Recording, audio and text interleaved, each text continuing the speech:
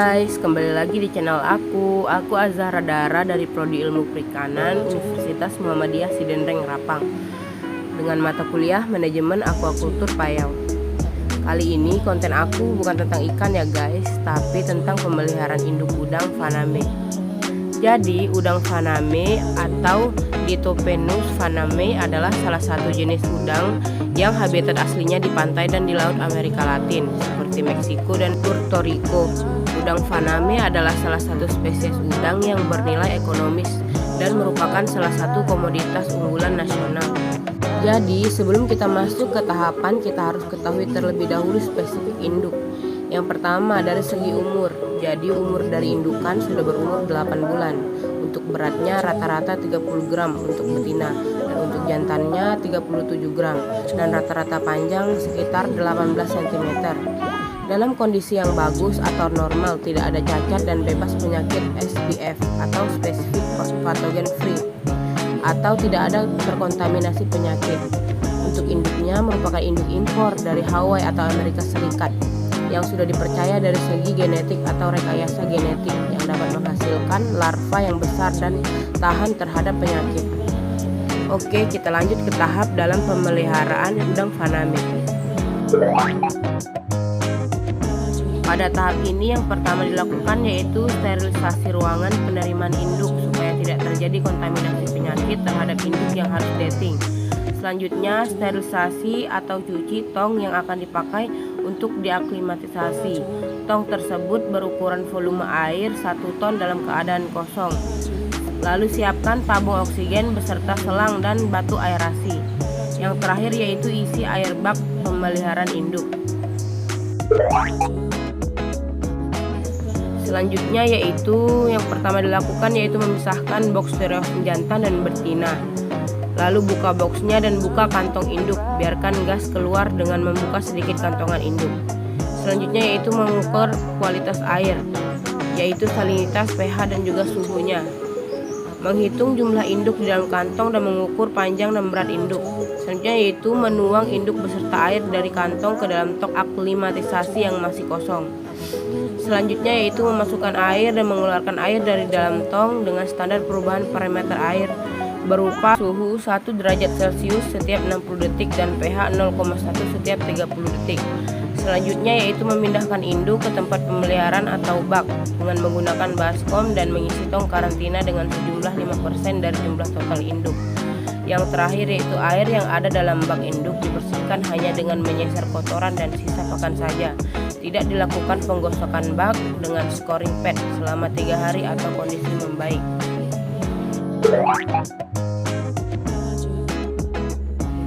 Selanjutnya yaitu ablasi. Ablasi adalah pemotongan tangkai mata yang dilakukan untuk mempercepat kematangan gonad 2-4 kali dalam 1 bulan. Ablasi dilakukan setelah pelepasan dari pihak karantina yang ditandai dengan penyerahan bukti berupa sertifikat bebas karantina. Selanjutnya yaitu pemeriksaan kondisi induk dan menyiapkan bahan dan alat ablasi berupa iodin, gunting, kompor dan lain-lain.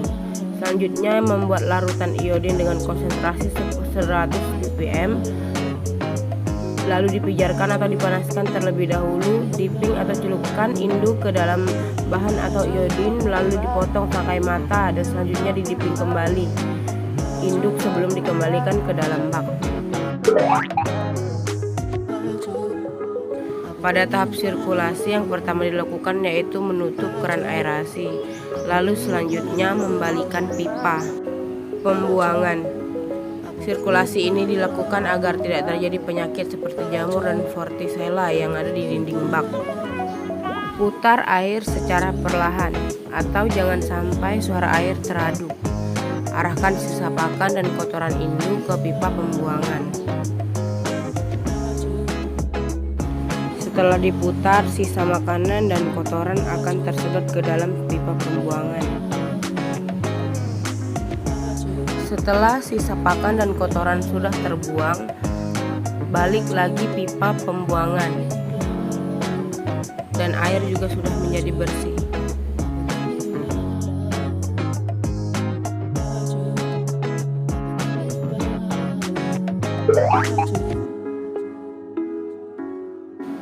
Pakan terbagi menjadi 2, yaitu pakan cumi-cumi cumi-cumi dan juga pakan cacing laut. Pakan cumi-cumi terlebih dahulu dibersihkan dengan membuang isi perut, tinta, dan lainnya. Lalu dipotong kecil-kecil. Untuk persentase jantan 50% dari berat badan induk, yaitu untuk cacing 70% dan cumi-cumi 30%. Untuk betina juga 50% dari berat badan induk, dengan persentase untuk cacing 80% dan cumi-cumi 20%. Selanjutnya diberi vitamin dan lainnya. Cumi dibagi dan dimasukkan ke dalam kantongan. Selanjutnya diawetkan dengan memasukkan ke dalam freezer selama 1-2 jam. Setelah itu pakan siap ditimbang lalu ditebar. Untuk cumi-cumi pemberiannya 2 kali dalam 1 hari.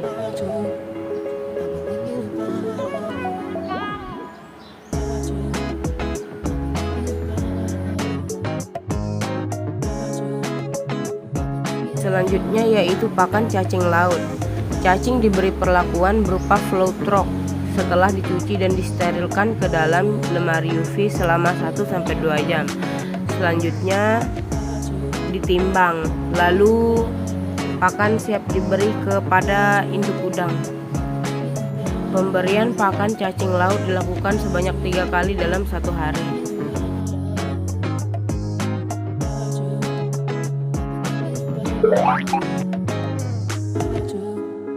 Sampling matang telur. Seleksi induk yang matang telur dengan menggunakan senter kepala setelah sirkulasi atau volume air bak induk sisa 20%. Seser induk yang telah matang telur pindahkan ke bak jantan. Setiap seser diisi 1 ekor induk.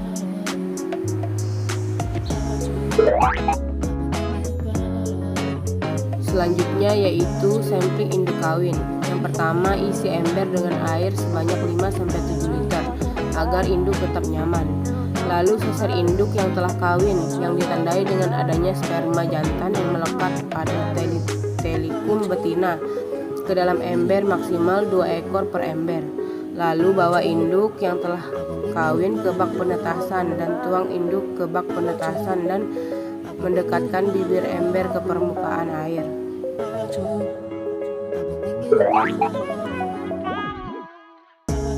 Selanjutnya yaitu pengadukan telur. Yang pertama yaitu menutup keran aerasi agar terlihat endapan telur.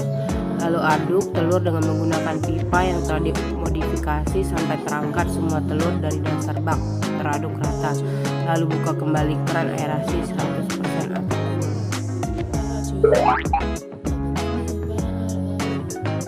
Pada saat panen nopli, yang pertama dilakukan yaitu kecilkan keran aerasi seminimal mungkin 1 jam sebelum buka keran air panen agar telur tidak meretas dan kotoran mengendap. Lalu pasang jaring panen. Isi air bak panen sampai penuh atau sampai batas maksimal. Lalu buka keran panen, kecepatan keluar airnya kurang lebih 10 menit per ton. Lalu seser nopli setiap 20 menit. Penyeseran dilakukan secara perlahan dan usahakan agar tidak menyentuh jaring panen.